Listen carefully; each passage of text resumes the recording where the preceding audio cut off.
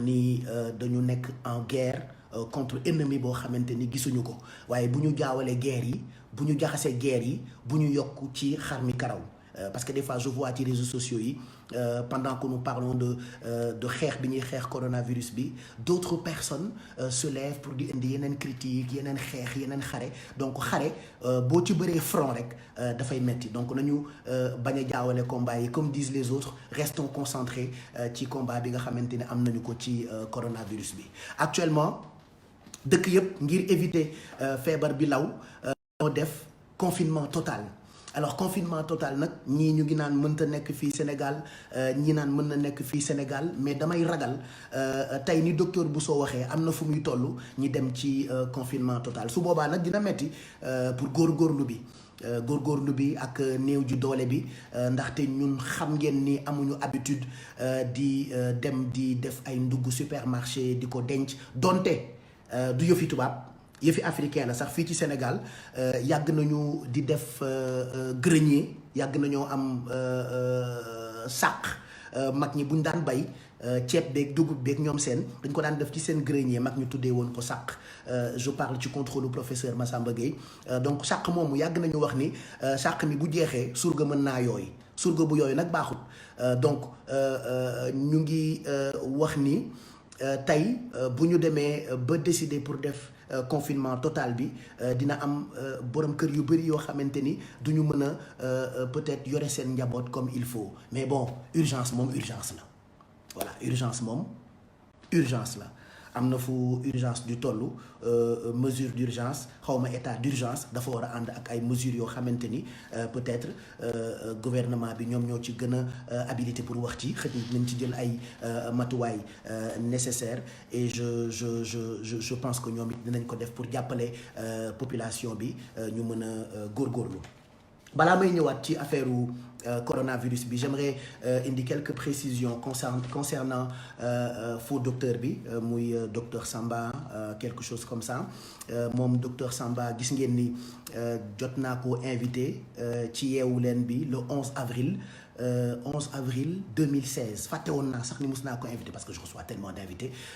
j'ai fait tellement de plateaux j'ai reçu tellement de gens donc fàtte woon naa sax recevoir naa koo xamee ni ñëw na pour wax ci affaire feebar ou pas donc bi nga xamante ni coow li am na te coow li fii lañ ko njëkk a annoncé je le rappelle ci sama page Facebook parce que Ndoye Bane dafa fekke woon li nga xamante ni moo jëm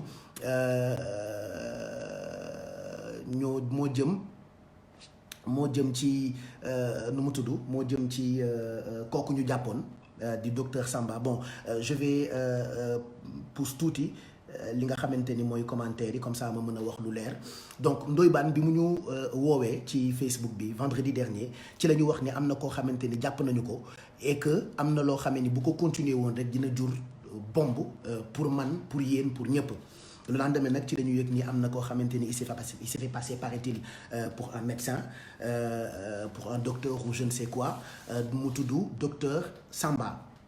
moom nag malheureusement il nous a tous bernés c'est-à-dire man il m'a berné il m'a dupé il a berné tutelam parce que defe naa ku dem ba déclarer ni yow médecin nga wala docteur sa tutelle mooy ministère de la santé et de l'action sociale donc limite sax da ngaa berné wala nga dupé président de la république berné nga ministre tutelle bi donc dafa berné ba berné tutelle bi seulement nag yii ay xeetu c'est les aléas du métier ça arrive defe naa usurpateur moom yàgg na ci réew mi da ngay gis sax ku nekkul télé wala ku nekkul rajo nga toog sa kër nit ñëw usurper ñëw nax la wax la loo xamante ni daf lay convaincre ba da nga koy gëm te wax dëgg yàlla Sénégal la ñu dëkk j'ai vu quelques confrères yoo xamante ni ils ont critiqué xam nga ñun nag amuñu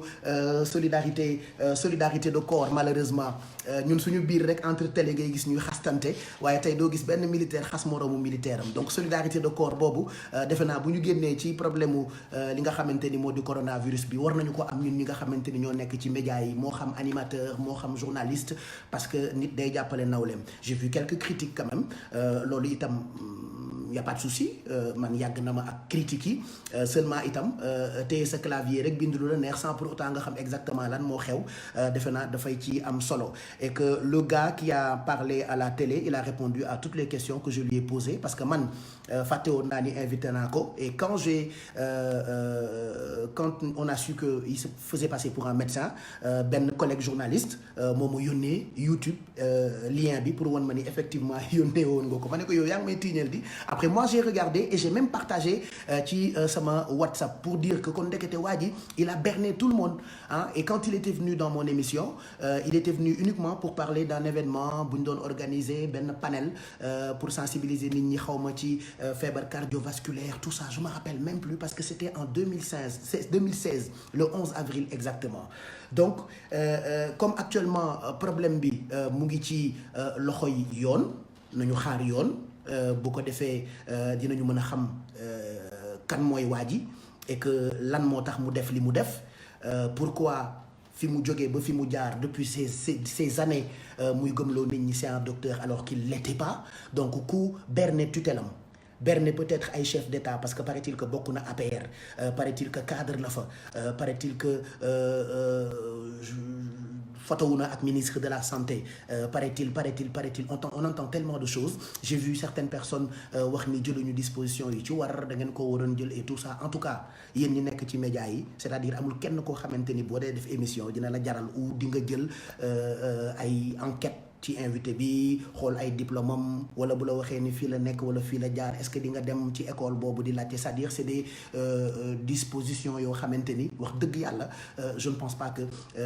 noonee la ñu koy defee ci médias yi jaar na ma fu ne plus de 20 ans de carrière donc defe naa am na tuuti professionnalisme boo xamante ni am naa ko man ci métier bi nga xamante ni maa ngi ci depuis ma nekk tout tànk donc depuis que j'ai eu 12 ans maintenant je vieillis gis ngeen ni commencé na ma ba jaww et que ab màgget la ci métier bi donc je ne pense pas que lii am lu ñu tay la parce que ni mu naxee tutelle bi nax ay kilifa nax ay autorité nax ay société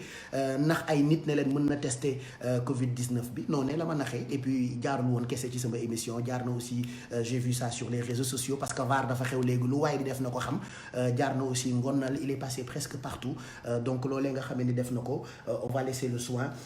aux autorités à la justice comme ça ñoom dinañu xam kii mooy kan et puis on saura s'il est docteur ou pas. Donc je parlais de solidarité de corps loolee itam baax na ñun ñu am ko suñu biir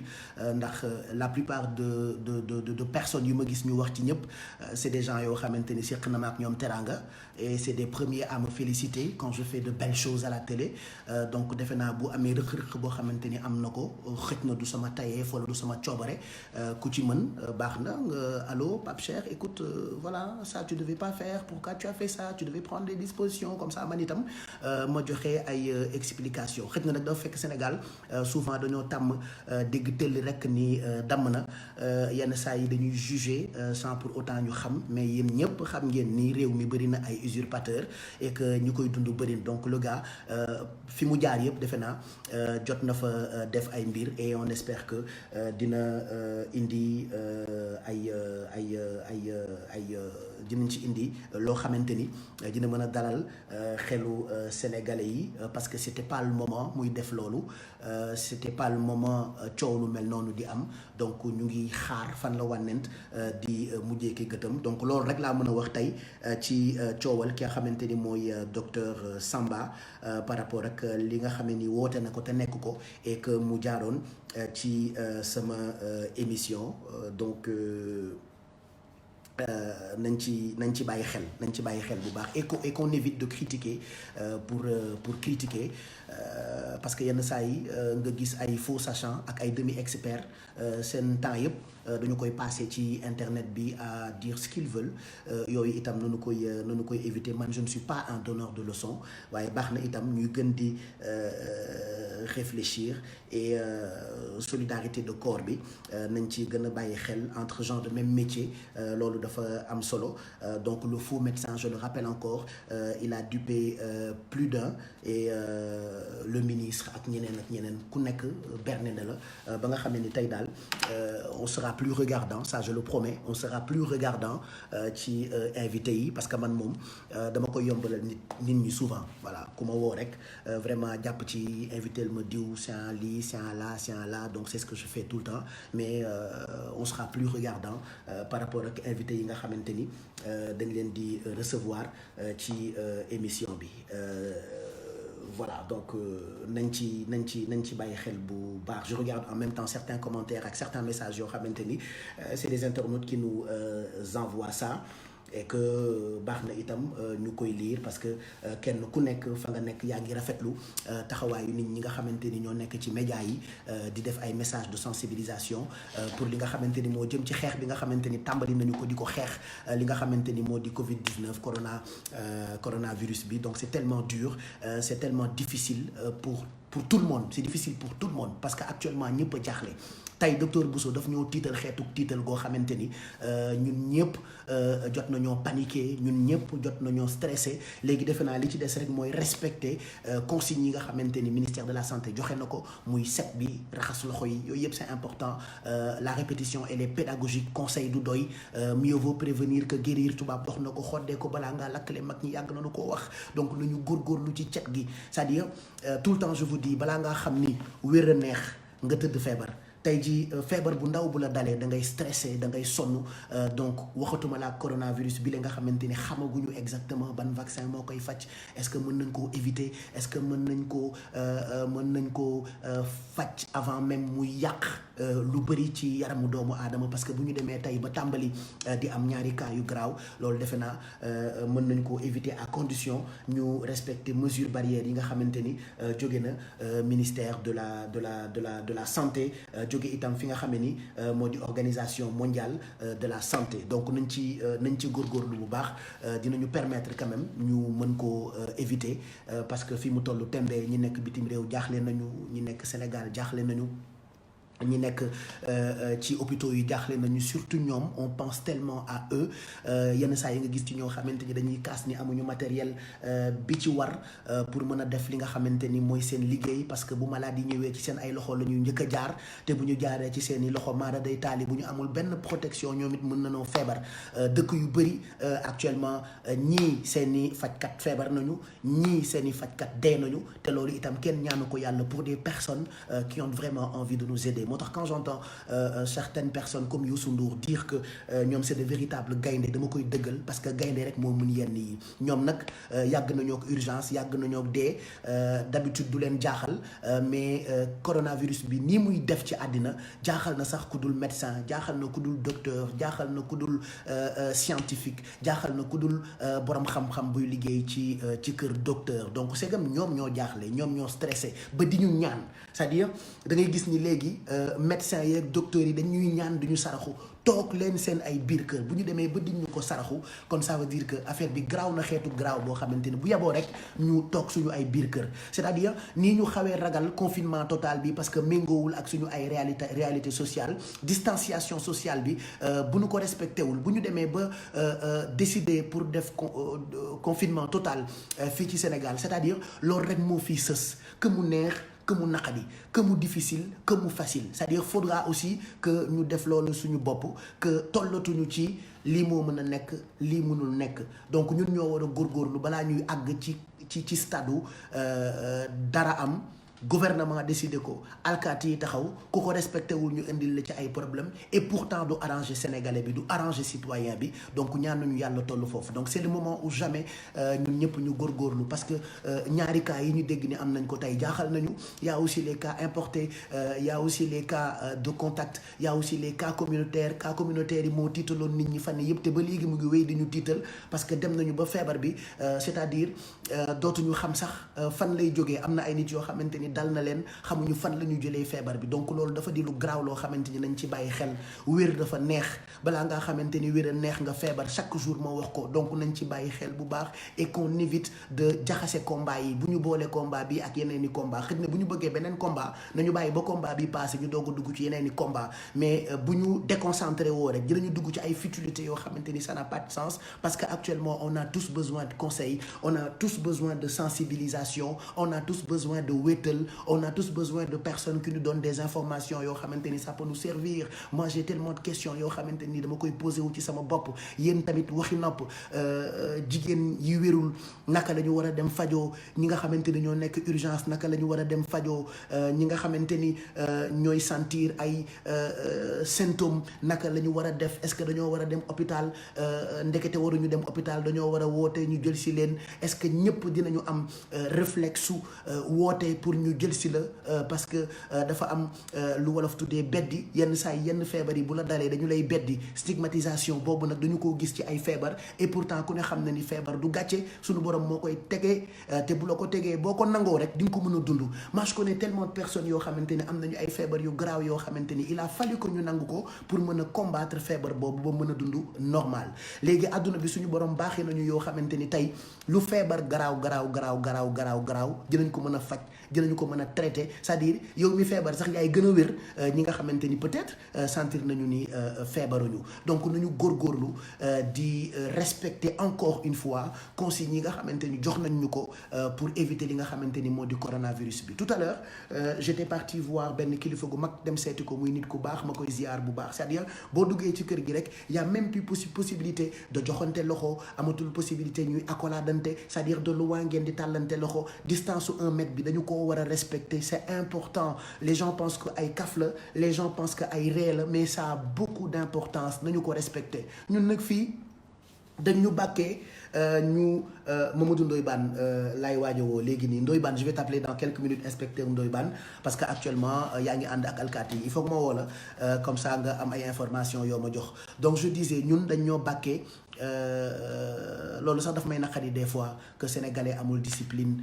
que sénégalais respecté wul règle que sénégalais du dégg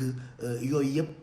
ñu dul sénégalais dañu koy wax parce que ay sénégalais ñoo koy wax di ci ñaax ñu dul sénégalais ba tey noonu la ñuy xasee sénégalais yi et pourtant je ne fais pas de comparaison entre sénégalais ak beneen dëkk mais tey dëkk yëpp que muy France ak que muy États-Unis c'est-à-dire il y a quelques récalcitrants ak quelques personnes yoo xamante ni peut-être respecté wuñu décision yi nga xamante ni seen i autorité jël nañu ko et que am nañu problème ak seen i takk der ak seen i alkaati et tout ça donc ñun bërki démb quand j'ai discuté avec le porte-parole de la police ce qui m'a dit mooy premier jour bi 95% de gens respecté nañu couvre-feu bi donc loolu dal na xel même s'il y a eu quelques jeunes yoo xamante ni ils sont sortis defaat nañ ko le lendemain mais gis ngeen ni léegi daanaka defatuñ ko gisatu leen benn xale ci tali bi peut-être xale yooyu noonu ils avaient pas compris parce que nag am na yenn décision yoo xamante ni bu ko gouvernement dee jël baax na mu expliquer sensibiliser communiquer parce que xale yi fekkee wuñu couvre-feu bi fi mujjee am 1988 la woon man fekkee na ma ko et ñoom xale yooyu fekkee wuñ ko xamuñu ko donc xamuñu luy couvre-feu xamuñu luy état de siège yàlla bu ñu fa yegg donc ñoom baax na itam bu ñu dee jëlee ay décision donte urgence la woon ñu quand même sensibiliser xale yi à travers ay termes yu ñu mën a dégg parce que am na ay baat yoo xamante